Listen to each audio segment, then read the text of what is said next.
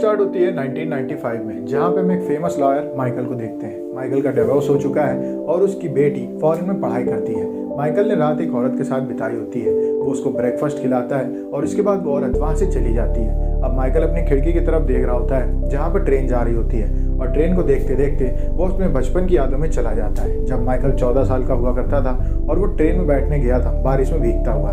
इस बीच वो काफ़ी बीमार हो जाता है और उसको उल्टी आना शुरू हो जाती है। ऐसे में हैना नाम की औरत, जो कि एक कंडक्टर होती है, वो वहाँ पे आकर के माइकल का ख्याल रखती है, उसकी उल्टी साफ करती है और इसके बाद उसे उसके घर छोड़ के चली जाती है।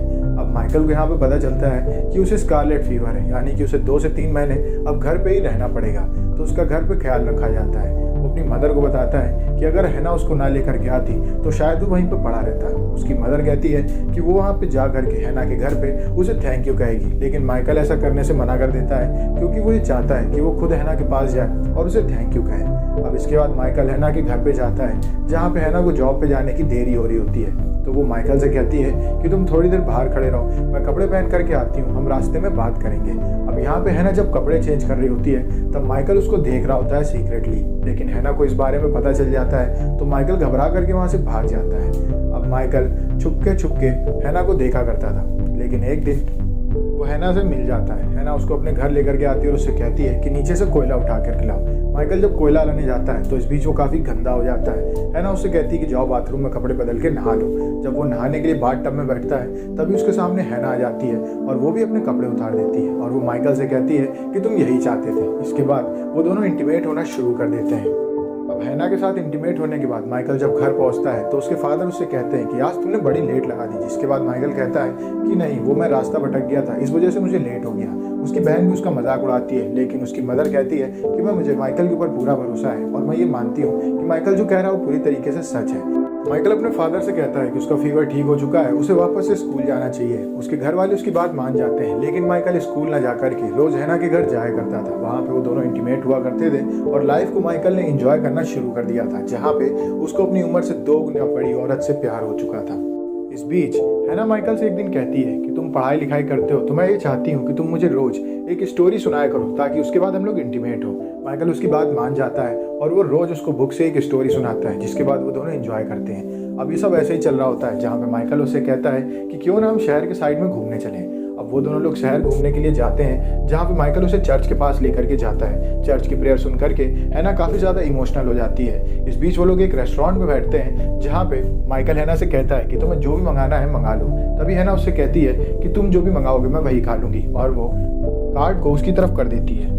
इसके बाद वो दोनों नदी के किनारे जाते हैं नहाने धोने के लिए, जहाँ पे हैना नहा रही होती है और माइकल उसके लिए एक पोयम लिख रहा होता है, लेकिन वो उसको पोयम सुना नहीं पाता है। अभी इस बीच हम ये भी देखते हैं कि माइकल के स्कूल में एक लड़की है जो कि माइकल को काफ़ी ज़्यादा लाइक करती है और उससे बात करने की कोशिश कर रही है, लेकिन माइकल के दिल में हैना है, इस वजह से वो उस लड़की पर ज़्यादा ध्यान नहीं देता है और हैना के बारे में सोचा करता है। अब धीमे धीमे समय बीतता है, जहाँ पे हैना का प्रमोशन हो जाता है और उसे ऑफिस वर्क मिल जाता है, लेकिन किसी कारण से हैना बिल्कुल भी खुश नहीं होती है और वो काफ़ी गुस्से में रहने लगती है। अब इस बीच माइकल का बर्थडे आता है और वो अपना बर्थडे सेलिब्रेट करने के लिए हैना के पास जाता है, लेकिन उसके ऊपर हैना गुस्सा कर देती है और वहाँ से जाने लगती है। माइकल उसको मनाता है और वो लोग इंटीमेट होते हैं। अब यहाँ पे हैना सीक्रेटली बिना बताए माइकल को वहाँ से अपना बैग लेकर के गायब हो जाती है। माइकल जब वापस आता है तो वो देखता है कि हैना यहाँ से जा चुकी है। उसको काफ़ी दुख होता है, वो काफ़ी ज़्यादा रोता है, काफ़ी दिन समय अकेला बिताता है। इसके बाद धीमे धीमे 8 साल बीत जाते हैं, जहाँ पे माइकल अब एक लॉ स्कूल में पढ़ाई कर रहा है और वो एक लॉ का स्टूडेंट है। उसके स्कूल वाले उसको एक केस स्टडी के लिए ले जाते हैं, जहाँ पे ज्यूज औरत के ऊपर करने वाली अत्याचारी औरतों के ऊपर केस हो रहा होता है और इनमें से एक हैना भी होती है। माइकल उसको देख करके काफ़ी ज़्यादा घबरा जाता है कि कैसे हैना यहाँ तक आ सकती है। बाद में उसको पता चलता है हैना उस जगह की गार्ड थी जहाँ पे उन 300 ज्यूस महिलाओं को रखा गया था जिनके ऊपर अत्याचार हुआ करता था। हैना बताती है कि रोज 10 ज्यूस महिलाएं मार दी जाती थी।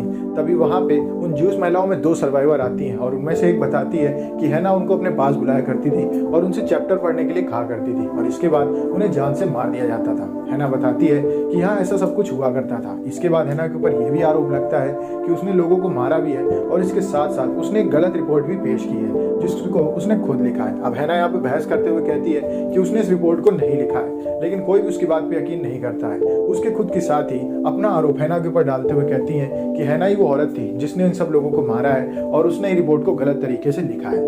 अब हैना काफ़ी देर रेजिस्ट करने की कोशिश करती है, लेकिन बाद में वो अपने आरोप स्वीकार कर लेती है और सर नीचे करके बैठ जाती है। तभी माइकल को एहसास हो जाता है कि हैना असल में पढ़ी लिखी नहीं है और वो यही बताने की कोशिश कर रही है, लेकिन वो अनपढ़ है। ये बात अगर लोगों को पता चलेगी तो उसका मजाक बनेगा। इस वजह से उसने इस आरोप को अपने ऊपर ले लिया है। इसी वजह से हैना जब माइकल के साथ घूमने के लिए गई थी रेस्टोरेंट में, तो वहाँ पे उसने ऑर्डर नहीं दिया था और उसने कार्ड माइकल की तरफ करके उससे कहा था कि तुम ऑर्डर दे सकते हो। इसी वजह से वो माइकल और बाकी सबसे लिटरेचर का एक चैप्टर पढ़ने के लिए कहा करती थी, क्योंकि वो खुद लिख पढ़ नहीं सकती थी।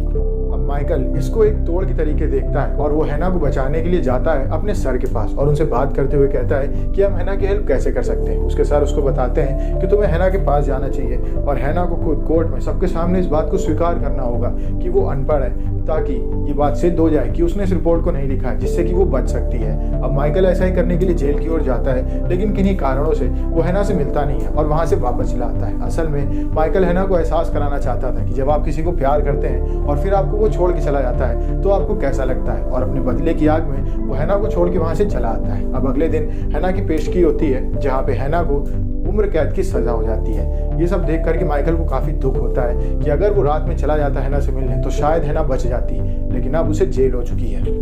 धीमे धीमे समय बीत जाता है, माइकल की शादी हो जाती है, लेकिन उसके दिल में हैना होती है। इस वजह से उसकी शादीशुदा जीवन कुछ अच्छा नहीं बीतता है और उसका डाइवोर्स हो जाता है। ऐसे में उसकी एक बेटी होती है, लेकिन उसकी कस्टडी भी उसकी वाइफ के पास चली जाती है। माइकल अब पूरी तरीके से अकेला पड़ चुका है। वो हैना के पास बुक भेजा करता था और उसको नई नई कहानी भेजा करता था, जिनको पढ़ने के बाद हैना अब धीमे धीमे पढ़ना शुरू कर चुकी है और वो लिखना भी जान चुकी है। वो एक लेटर भेजती है माइकल के पास, लेकिन माइकल उस लेटर का रिप्लाई नहीं देता है। अब धीमे धीमे 20 साल बीत जाते हैं और हैना की रिहाई का टाइम पास आने लगा है। ऐसे में जेल से माइकल के पास कॉल आती है कि हैना का इस दुनिया में कोई नहीं है, तो क्या आप हैना की हेल्प करना चाहते हैं। माइकल, जो कि काफी बड़ा लॉयर बन चुका है, वो हैना के लिए एक जॉब और एक फ्लैट का इंतजाम कर देता है। रिहाई से कुछ दिन पहले वो हैना से मिलने जाता है, जहाँ पे हैना उसको बताती है कि पहले मैं पढ़ी लिखी नहीं थी, इस वजह से मुझे नहीं पता था कि मैंने कितनी बड़ी गलती कर दी है। अब यहाँ पे माइकल उससे काफ़ी फॉर्मल तरीके से बात करता है। वो उसको नहीं दिखाता है कि आज भी उसके दिल में हैना के लिए कितना सारा प्यार है, और इसके बाद वो वहाँ से चला जाता है। अब जब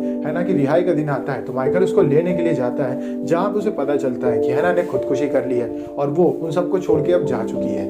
हैना वहाँ पे एक लेटर लिखती है जिसमें लिखा रहता है कि मैं अपने गिल्ट को समझ चुकी हूँ कि मैंने उन जूस महिलाओं के साथ कितना गलत किया है। इस पाप के साथ मैं जिंदा नहीं रह सकती हूँ और मैंने अपनी ज़िंदगी को ख़त्म करने का फैसला ले लिया है। एक बॉक्स वहाँ पे रखा रहता है जिसके अंदर हैना के कमाए हुए पैसे होते हैं, जो उसने जेल के अंदर कमाए होते हैं। वो लिखती है कि इन पैसों को किसी जूस महिला को दे दो ताकि मेरा पाप कुछ कम हो सके। अब माइकल उन पैसों को लेकर के एक लड़की के पास जाता है। ये वही लड़की होती है जो जूस महिलाओं में से एक सर्वाइवर होती है। वो बॉक्स देते हुए उसको माइकल कहता है कि इसके अंदर जो पैसे हैं, हैना ये चाहती है कि इनको तुम अपने पास रख लो ताकि उसका पाप थोड़ा बहुत कम हो सके। लेकिन वो लड़की उन पैसों को नहीं लेती है और उस बॉक्स को अपने पास रख करके वो पैसे वो वापस माइकल को दे देती है। माइकल ये प्लान बनाता है कि इन पैसों को वो जूस महिलाओं के सर्वाइवर कैंप में जाकर के दे देगा ताकि हैना का योगदान उनकी जिंदगी ठीक करने में लग सके। ऐसे में वो जाता है अपनी बेटी के पास, जो कि अब काफ़ी ज़्यादा बड़ी हो चुकी है, और वो उसको लेकर के उस चर्च में जाता है जहाँ पे वो हैना के साथ जाया करता था। और वहाँ बैठ कर के माइकल अपनी बेटी को अपने और हैना के अफेयर के बारे में बताता है और उसकी बेटी बड़े ध्यान से अपने फादर की बातें सुनती है। और ये मूवी यहीं पर खत्म हो जाती है। अगर आपको वीडियो अच्छी लगी तो वीडियो को लाइक करें, चैनल को सब्सक्राइब करें। मिलते हैं आपसे नेक्स्ट वीडियो में, तब तक के लिए stay safe, stay healthy, bye bye.